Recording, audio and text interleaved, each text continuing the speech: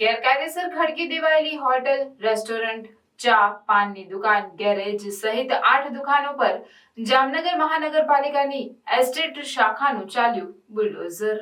જામનગર મહાનગરપાલિકાની એસ્ટેટ શાખા દ્વારા આજે લાલપુર બાયપાસ ચોકડી પાસે ગેરકાયદે ખડકી દેવાયેલી હોટલ, રેસ્ટોરન્ટ, ચા, પાનની દુકાન, ગેરેજ સહિતનું દબાણ બુલડોઝર ફેરવીને દૂર કરી દેવાયું છે અને અંદાજે 4000 ફૂટ જગ્યા ખુલ્લી કરવામાં આવી છે।